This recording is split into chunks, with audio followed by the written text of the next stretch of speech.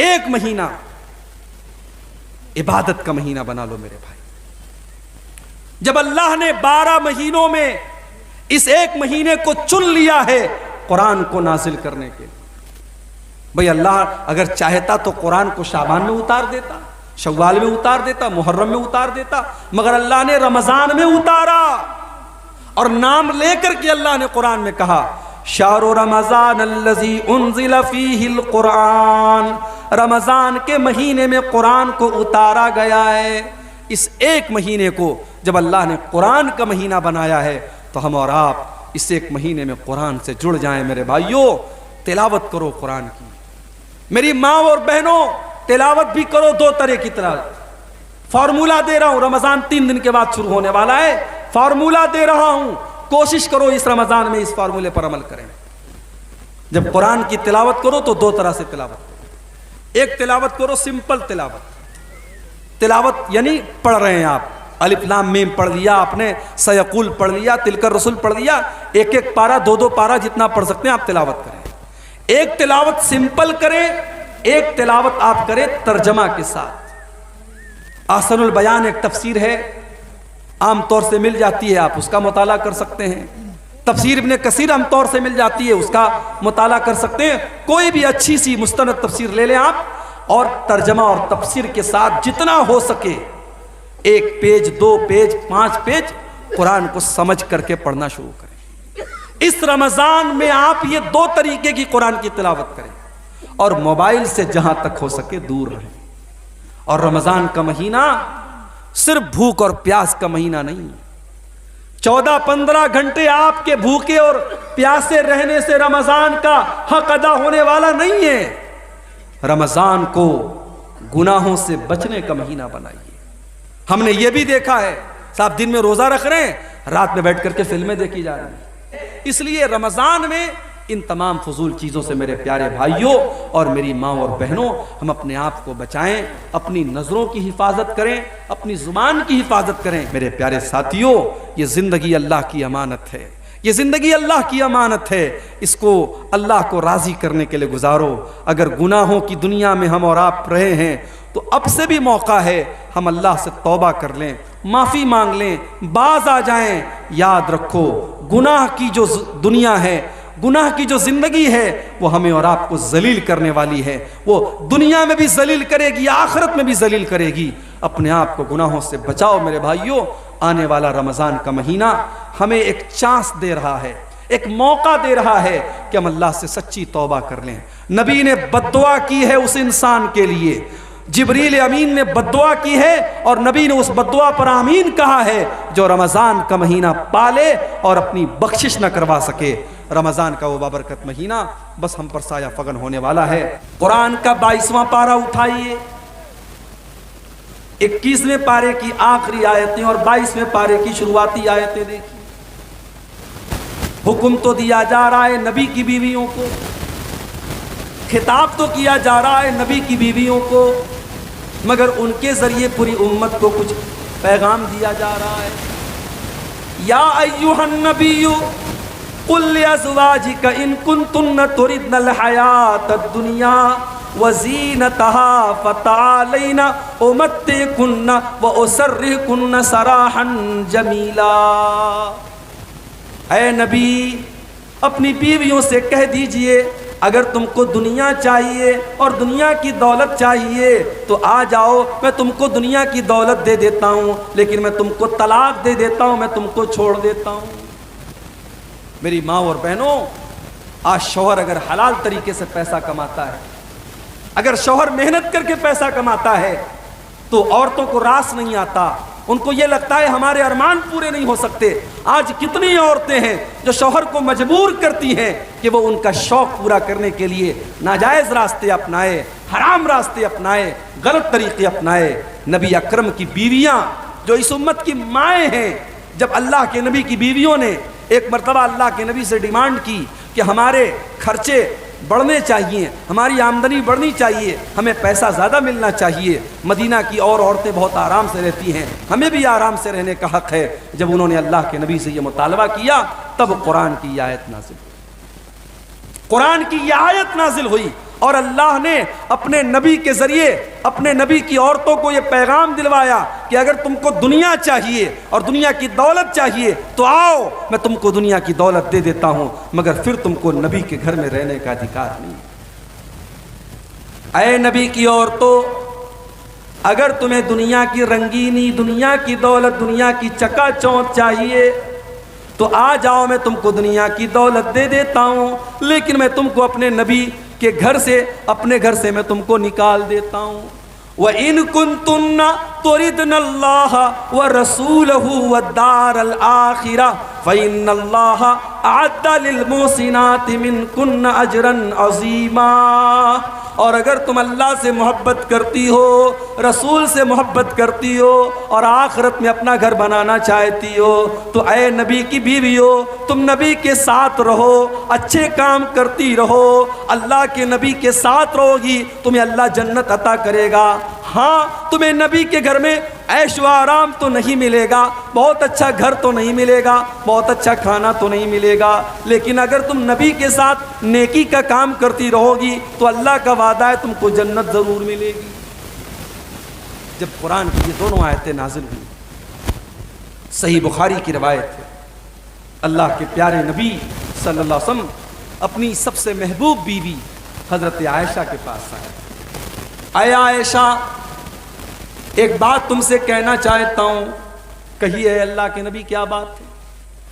आया आयशा, जो बात मैं कहने जा रहा हूं तुम गौर से सुनना और कोई जल्दबाजी में फैसला न करना, अपने माँ बाप से मशवरा करने के बाद तुम मुझको जवाब देना। आया अल्लाह के नबी, क्या बात है? आप इस तरीके से क्यों कह रहे हैं? आखिर मामला क्या है? आपने कुरान की यही दोनों आयतें पढ़ दी।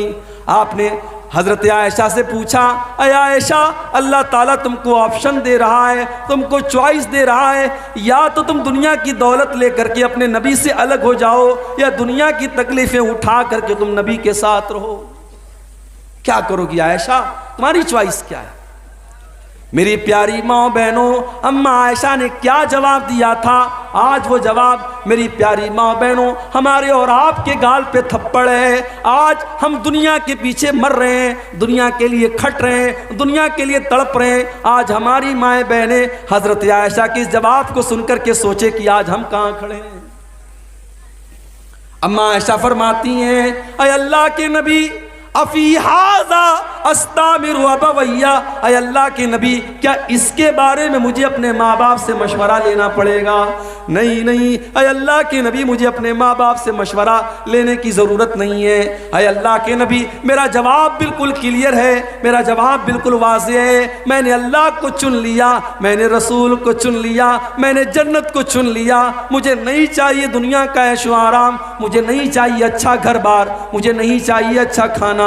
मैं अल्लाह को चुनती हूँ, मैं रसूल को चुनती हूँ, मैं जन्नत में मकान को चुनती हूँ। ये जवाब था हज़रत आयशा।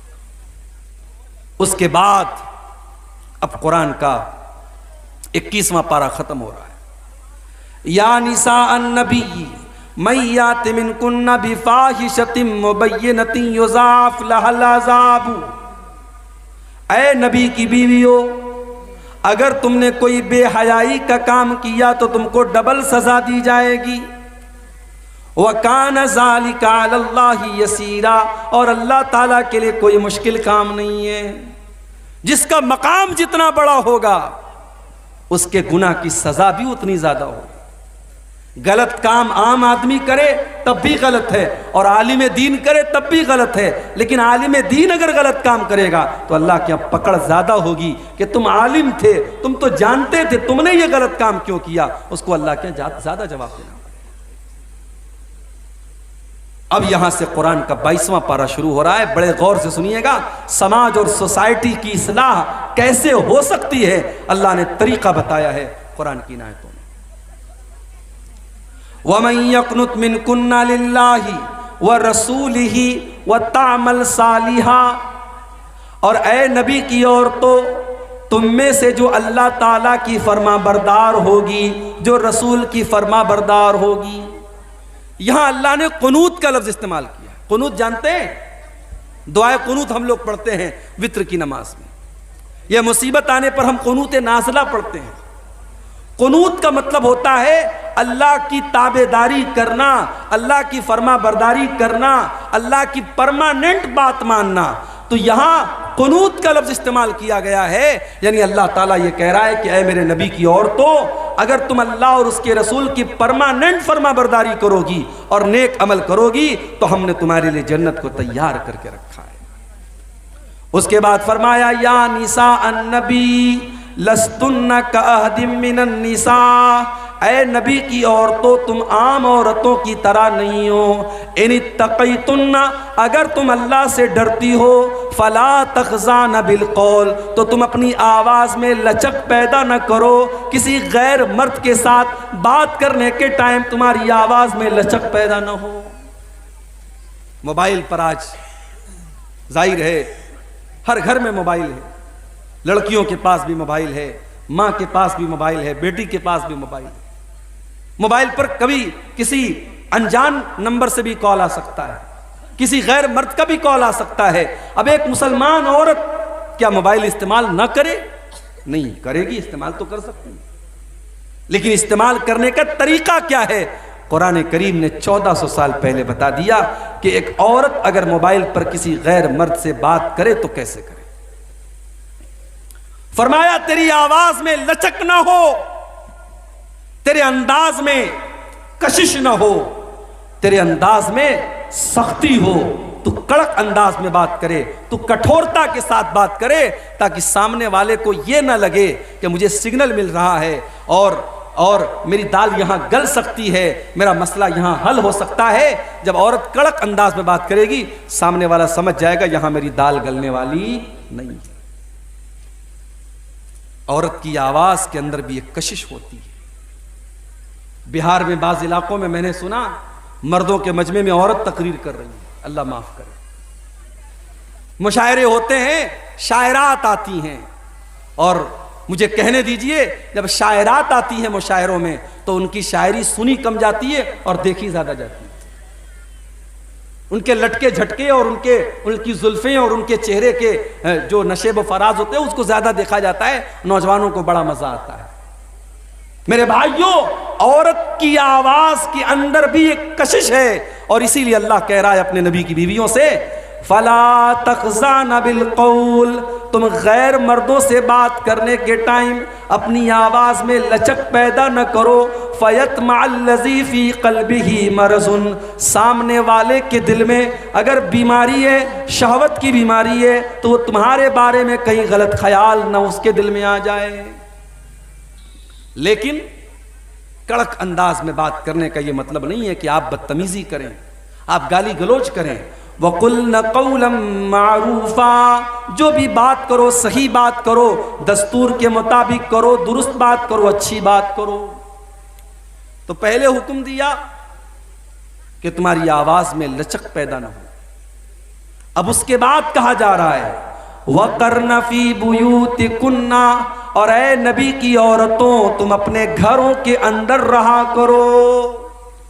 लीजिए, अभी तक तो ये कहा जाता था, ये तो मौलाना लोगों ने अपने मन से बना के रखा है, औरतों को कैद करके रखना और औरतों को चार दीवारी के अंदर रखना, ये मौलवियों का फतवा है, ये इस्लाम से इसका कोई ताल्लुक नहीं है। मेरी माँ और बहुत बहनों, ये कुरान की आयत है, कुरान के 22वें पारे की आयत है। जाओ खुद उठा करके कुरान देख लो, तर्जमा देख लो, ट्रांसलेशन देख लो, अनुवाद देख लो। अल्लाह कह रहा है कि ऐ मेरे नबी की औरतों, तुम्हारा काम घर को संभालना है, ये कोई मामूली काम नहीं है। औरत ये ना समझे कि मेरी ड्यूटी कमजोर है, मेरा काम कमजोर है। तुझे घर के अंदर रह करके एक अच्छी माँ बनना है, एक अच्छी बेटी बनना है, एक अच्छी बीवी बनना है। जरूरी नहीं है कि औरत हवाई जहाज में एयर होस्टेस बन करके गैर मर्दों को लुभाएगी तब ये कहलाएगी कि हाँ उसने बड़ा कारनामा अंजाम दिया। बड़े बड़े शॉपिंग मॉल में और बड़ी बड़ी दुकानों में औरत को आधे अधूरे कपड़े पहना करके वहां गैर मर्दों को आकर्षित करने का काम दिया जाए, तब औरत को लगे कि हाँ साहब मैं बड़े काम की चीज हूं। इस्लाम ये कहता है औरत घर के अंदर रह करके, पर्दे के अंदर रह करके भी बहुत कुछ कर सकती है। वक़र्न फ़ी बुयूतिकुन्ना, अपने घरों के अंदर जमी रहो। वला तबर्रजना तबर्रुजल जाहिलियतिल ऊला, और जब तुम घर से निकला करो तो बन संवर करके, अपने आप को एक्सपोज करके, नुमाया करके, सजा करके, संवार करके, ऐसे कपड़े पहनकर जिस कपड़े में तुम्हारी खूबसूरती नजर आए, ऐसी बन करके तुम न निकला करो। तबर्रुज अरबी में बुर्ज कहते हैं, किसी किले की ऐसी इमारत को जो दूर से नजर आए उसको अरबी में बुर्ज कहते हैं, उसी से बना है तबर्रुज। यानी औरत ऐसी बन करके न निकले कि दूर से ही पता चल जाए कि हाँ औरत जा रही है। आज तो हालात ये है माशाअल्लाह, लेडीज के परफ्यूम अलग आ रहे हैं, जेंट्स के परफ्यूम अलग आ रहे हैं। अब तो खुशबू बता देती है कि कोई इस राह से होकर गया है। मेरी माँ और बहनों, इस्लाम तो वो दीन है जो औरत को खुशबू लगा करके गैर मर्दों की मजलिस के पास से गुजरने से मना करता है। अल्लाह के प्यारे नबी फरमाते हैं, अय्युमरातिन इस्तातरत फमर्रत बिल मजलिस, जो औरत खुशबू लगा करके गैर मर्दों की मजलिस के पास से गुजरती है, फैया कज़ा व कज़ा, ऐसी औरत बदचलन है, बेहया है, जानिया है। ऐसी औरत को अल्लाह के नबी ने बदचलन करार दिया है। आज अफसोस की बात है, मुसलमान औरतें हैं, मुझे तो हैरत उसके बाप पर होती है, मुझे हैरत उसके भाई पर होती है, मुझे हैरत उसके बेटे और उसके शौहर पर होती है कि वो कैसे अलाउ करता है कि उसके घर की औरतें ऐसे कपड़े पहने जैसे आज मुसलमान लड़कियां और औरतें पहन रही हैं। ऐसा लिबास है, पूरी आस्तीन नजर आ रही है, पीठ नजर आ रही है, औरत का पूरा जिस्म नजर आ रहा है, इतना टाइट कपड़ा है कि कपड़ा पहनने के बावजूद ऐसा लग रहा है कि औरत नंगी है। और जब हम अल्लाह के नबी की उस हदीस को अपने सामने रखते हैं तो ऐसा लगता है कि अल्लाह के प्यारे नबी ने आज के दौर के फैशन को सामने रख करके इस हदीस को बयान किया है और इस बात को बयान किया है। सही मुस्लिम की रिवायत है, अल्लाह के प्यारे नबी फरमाते हैं, सिनफान मिन अहलिन नारी लम अरहुमा, दो किस्म के लोग जहन्नम में जाएंगे और मैंने अभी उनको नहीं देखा, यानी कयामत के पहले वो लोग आएंगे। नंबर 1, कौमुन माहुम सियातुन काजना बिल बकरी यजरिबूना बिहन्नास, कुछ ऐसे लोग आएंगे जिनके हाथ में गाय की दुम की तरह कोड़ा होगा और वो कोड़े से लोगों को मारेंगे। अब यहां कोड़े का मतलब कोड़ा भी हो सकता है और यहां कोड़े का मतलब यह भी हो सकता है कि उनके हाथ में पावर होगा, उनके हाथ में ताकत होगी और वो ताकत का गलत इस्तेमाल करेंगे। आज आप देख लें, मुझे किसी का नाम लेने की जरूरत नहीं है, जहां भी जुल्म हो रहा है और जालिम किसी भी नाम से और किसी भी शक्ल से अगर जुल्म कर रहा है तो ये हदीस आप वहां पर फिट कर सकते हैं। जो अपनी कुर्सी का नाजायज फायदा उठाए, जो अपने पावर का गलत इस्तेमाल करे, जो मजबूरों पर जुल्म करे, जो बेकसूरों के घरों को गिरा दे, जो मजबूरों पर गरीबों पर जुल्म करे, वो याद रखे अल्लाह की लाठी में आवाज नहीं होती, अल्लाह की लाठी में आवाज नहीं होती। जो आज साहिबे मसनद हैं कल नहीं होंगे, किराएदार हैं, जाती मकान थोड़ी है। आज अगर आपके पास इख्तिदार और कुर्सी है, कल नहीं होगी, और जब कल नहीं होगी तब आप अपने अंजाम को भुगतिएगा। मेरे प्यारे साथियों, अल्लाह के नबी फरमा रहे हैं कि ऐसे लोग होंगे जिनके हाथ में गाय की दुम की तरह कोड़ा होगा और वो दूसरों को मारेंगे। वनिसाउन कासियातुन नारियातुन मुमीलातुन माइलातुन, और अल्लाह के नबी फरमाते हैं जहन्नम में जाने वाले दूसरे लोग वो होंगे, ऐसी औरतें होंगी जो कपड़ा पहनने के बावजूद नंगी होंगी। ऐ मेरे नबी, मैं कुर्बान जाऊं, आपने ऐसा लफ्ज इस्तेमाल कर दिया, आपने स्कर्ट का नाम नहीं लिया, आपने जींस की पैंट का नाम न लिया, आपने टी शर्ट का नाम न लिया, आपने साड़ी का नाम न लिया, आपने कोई ऐसे कपड़े का नाम न लिया जो आज पहना जाता है। आपने बस 2 लफ्ज इस्तेमाल किया, कासियातुन आरियातुन, कपड़ा पहनने के बावजूद नंगी होंगी। मेरी प्यारी माँ और बहनों, आप मुसलमान औरत हैं, आपका कपड़ा आपके शरीर को ढांपने वाला होना चाहिए, शरीर को दिखाने वाला नहीं होना चाहिए। अभी कलकत्ता से आ रहा हूं मैं, जुमा का खुतबा मैंने कलकत्ता में पढ़ाया। कलकत्ता की सड़कों पर मुसलमान औरत जा रही है, माशाअल्लाह नकाब में जा रही है, नकाब में जा रही है, मगर उस नकाब के अंदर इतने डिजाइन बने हैं, इतने नक्शो निगार बने हैं, इतने उसके अंदर इतना उस नकाब को सजाया गया है कि शायद बगैर नकाब के अगर वो औरत गुजरती तो शायद उतनी तवज्जो उसकी तरफ न दी जाती जितनी नकाब की वजह से दी जा रही। मेरी प्यारी माओ बहनों, नकाब और पर्दे का हुक्म इसलिए दिया गया है ताकि औरत को छुपाया जा सके। अगर नकाब के जरिए औरत अपने आप को दिखा रही है तो वो नकाब भी हराम है, वो नकाब भी गलत है। कासियातुन आरियातुन, कपड़ा पहनने के बावजूद नंगी होंगी। माइलातुन, वो गैर मर्दों को अपनी तरफ आकर्षित करेंगी। मुमीलातुन, उनकी चाल के अंदर बेहया औरतों की चाल होगी। रुऊसुहुन्ना कास्निमतिल बुख्तिल माइला, उनका बाल का बनाने का जो स्टाइल होगा, उनके बालों का जूड़ा जो होगा वो ऊंट के कोहान की तरह होगा।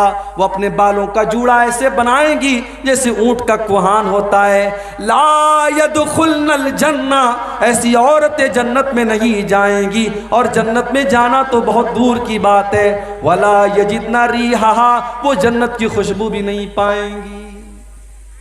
ये है इस्लाम और ये है नबी की तालीम। तो औरत घर से निकले तो तबर्रुज करके न निकले, बन संवर करके न निकले।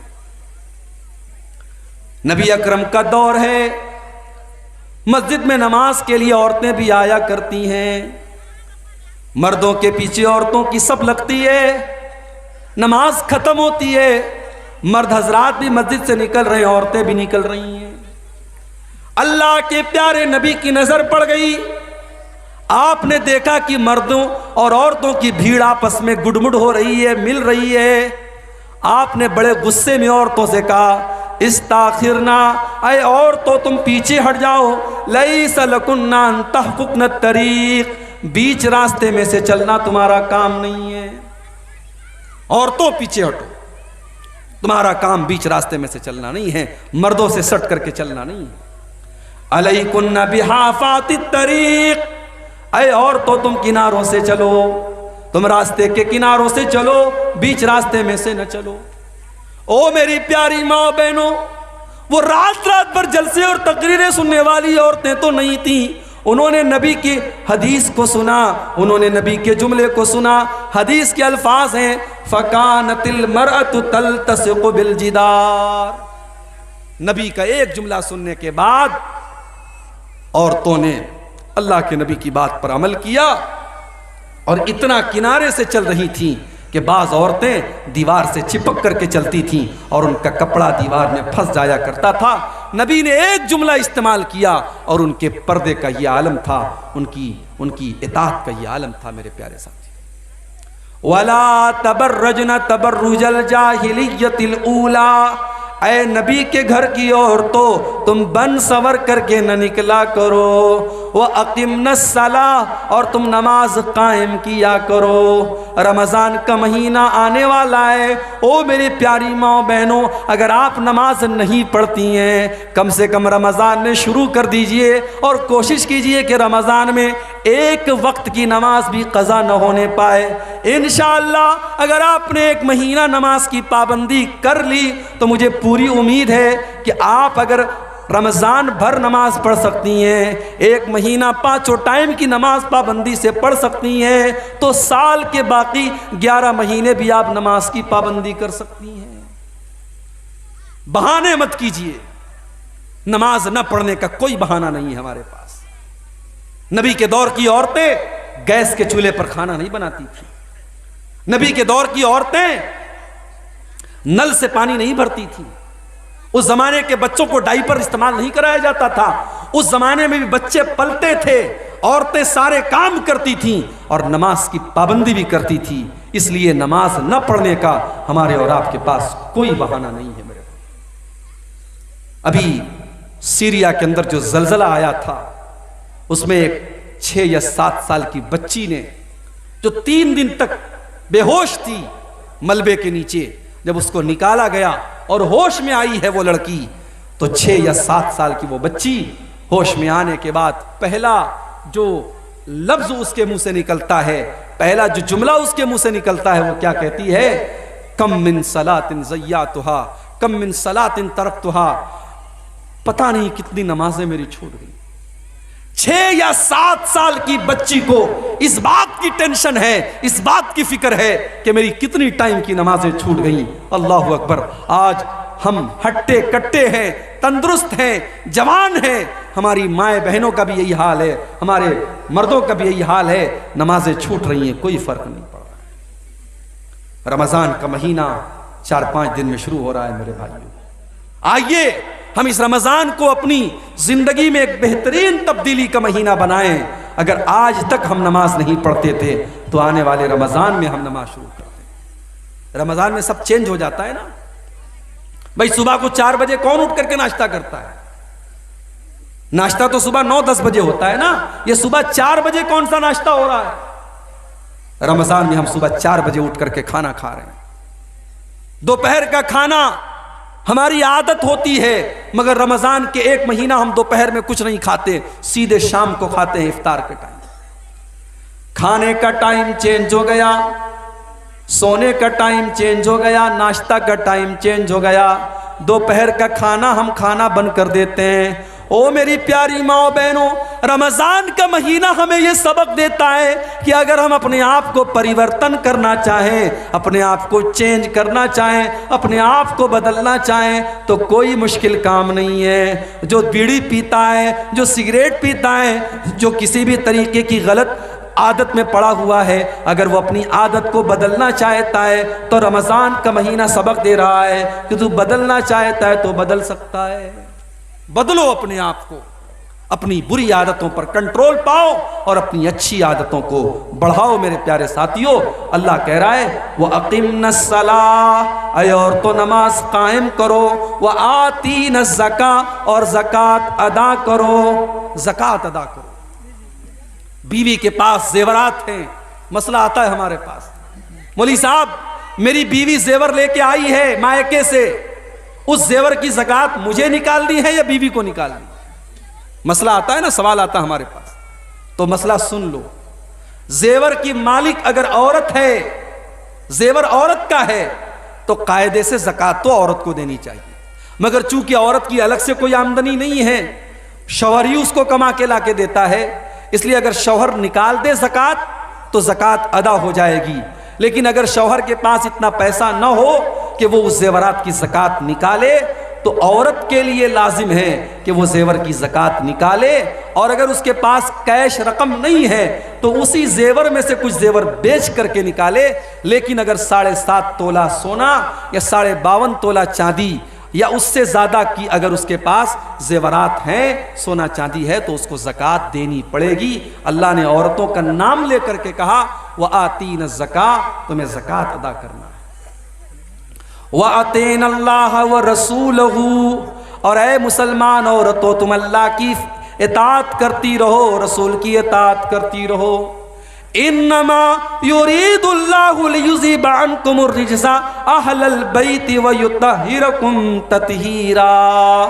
ऐ नबी के घर वालों, ऐ नबी के अहले बैत, अल्लाह ताला ये हुक्म इसलिए दे रहा है, इसलिए कि अल्लाह ताला हर तरीके की गंदगी से तुमको पाक और साफ करना चाहता है। हर तरीके की गंदगी से अल्लाह अपने नबी के घर को दूर करना चाहता है। आज हमारे और आपके घर में बहुत गंदगी है, मेरे बहुत गंदगी है, हालात कंट्रोल के बाहर है। आज किसकी लड़की रात में किससे बात कर रही है कोई गारंटी नहीं दे सकता।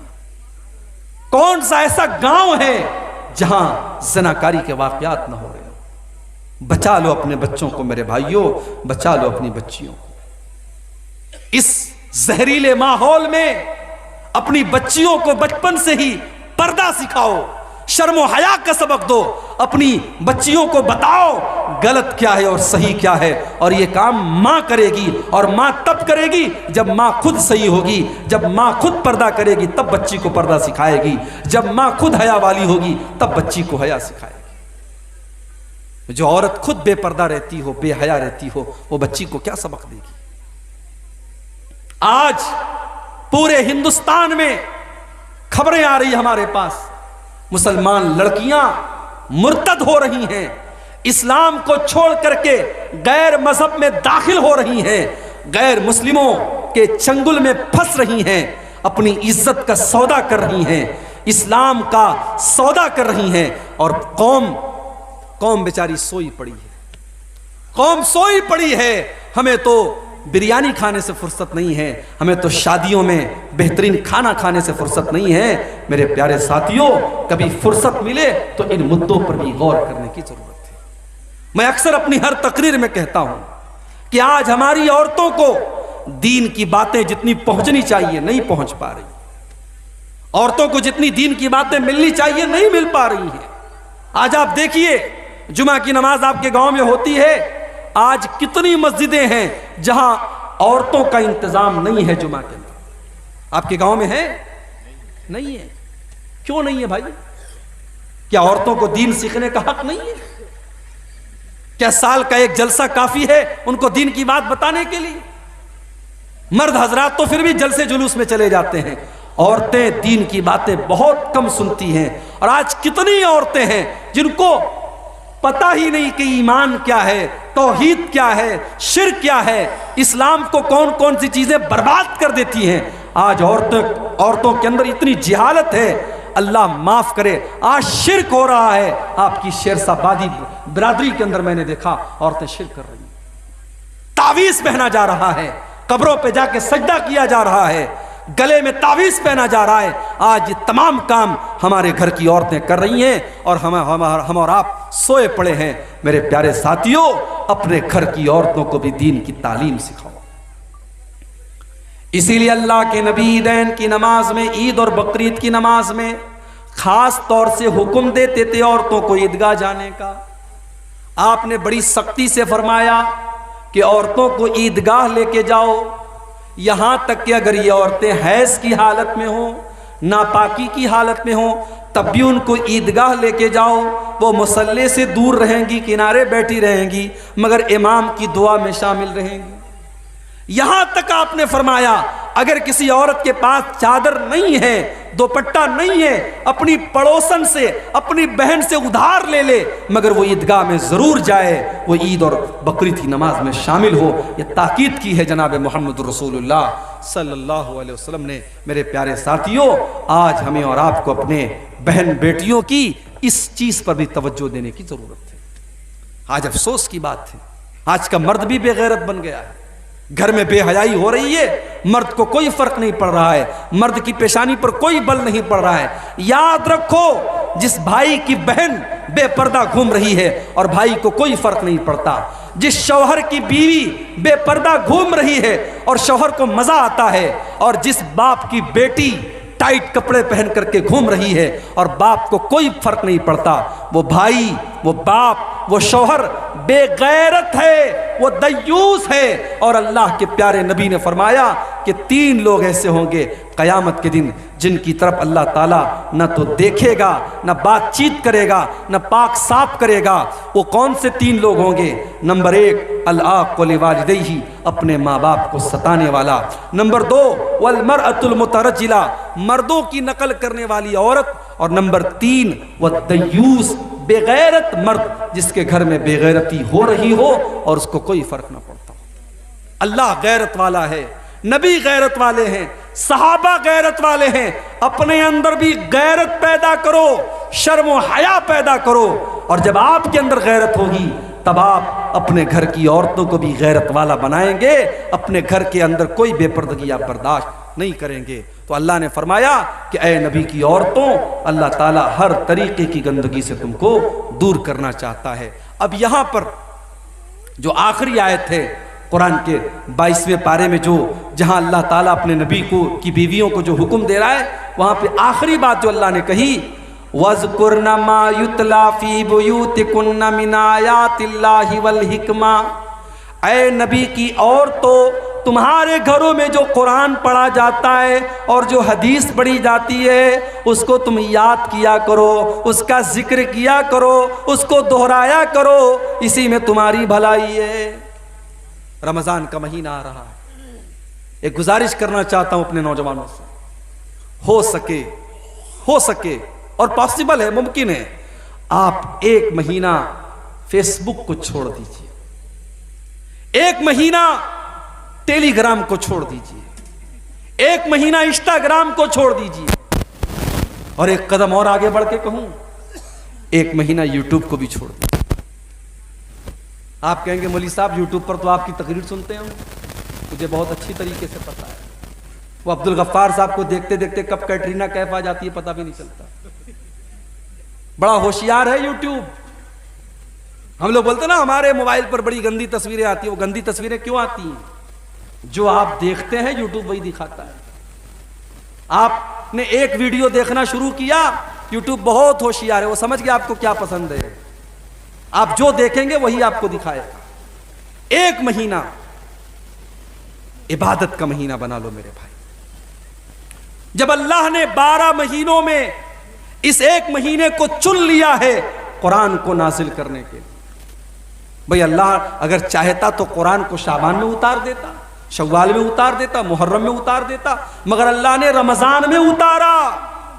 और नाम लेकर के अल्लाह ने कुरान में कहा, शाहरु रमजान अल्लज़ी उन्ज़िला फ़ीहिल कुरान, रमजान के महीने में कुरान को उतारा गया है। इस एक महीने को जब अल्लाह ने कुरान का महीना बनाया है तो हम और आप इस एक महीने में कुरान से जुड़ जाएं मेरे भाइयों। तिलावत करो कुरान की, मेरी माँ और बहनों, तिलावत भी करो। 2 तरह की तिलावत, फार्मूला दे रहा हूं, रमजान 3 दिन के बाद शुरू होने वाला है, फार्मूला दे रहा हूं, कोशिश करो इस रमजान में इस फार्मूले पर अमल करें। जब कुरान की तिलावत करो तो 2 तरह से तिलावत करो। एक तिलावत करो सिंपल तिलावत, तिलावत यानी पढ़ रहे हैं आप, अलिफ लाम मीम पढ़ लिया आपने, सयकुल पढ़ लिया, तिलकर रसूल पढ़ लिया, एक एक पारा 2-2 पारा जितना पढ़ सकते हैं आप तिलावत करें।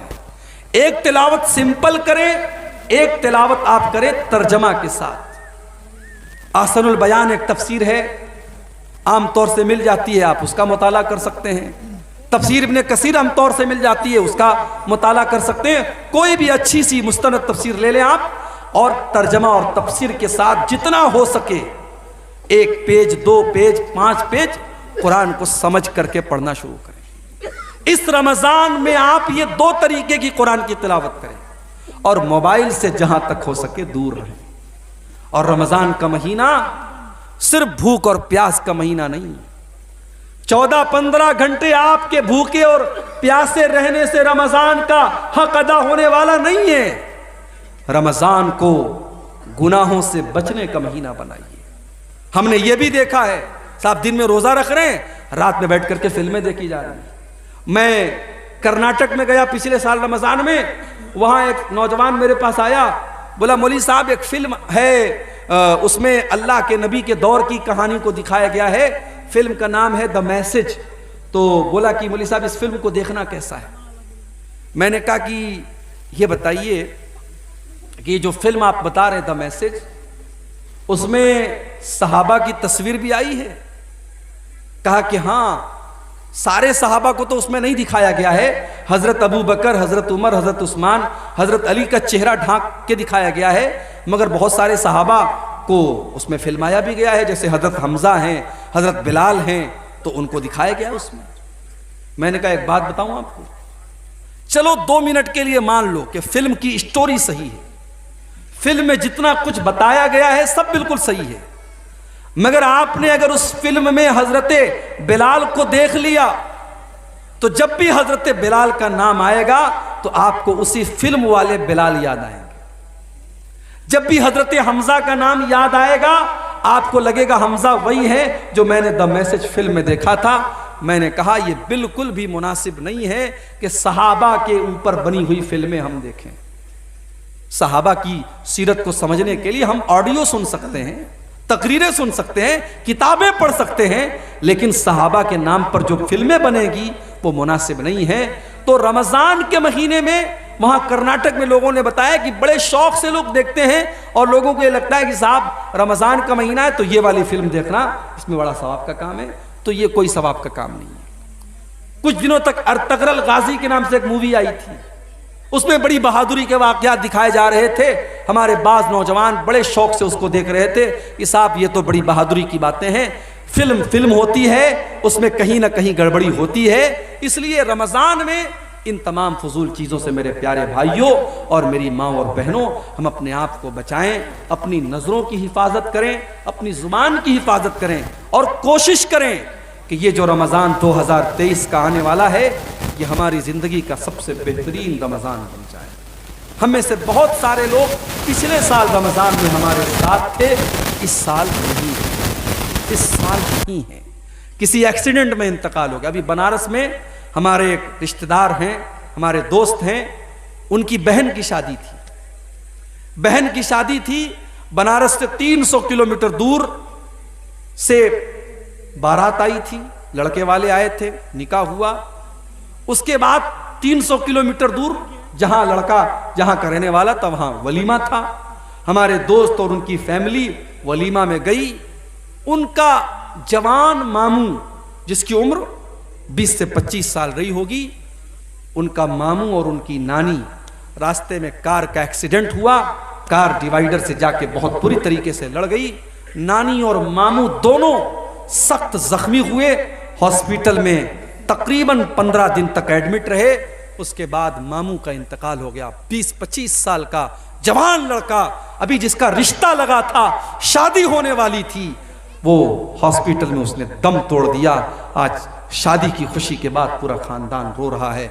मेरे प्यारे साथियों, हादसा किसी के साथ भी हो सकता है, हादसा किसी के साथ भी हो सकता है। मेरे साथ भी बड़ा खतरनाक हादसा हुआ था, अल्लाह ने बचा लिया, अल्लाह ने एक नई जिंदगी दी। लेकिन हम बराबर सफर में रहते हैं, कभी बाई रोड सफर हो रहा है, कभी फ्लाइट से जा रहे हैं, कभी ट्रेन से जा रहे हैं। अब तो दिल डरता भी है, न जाने कब कौन सा हादसा हो जाए और जिंदगी का चिराग गुल हो जाए। मेरे प्यारे साथियों, ये जिंदगी अल्लाह की अमानत है, ये जिंदगी अल्लाह की अमानत है।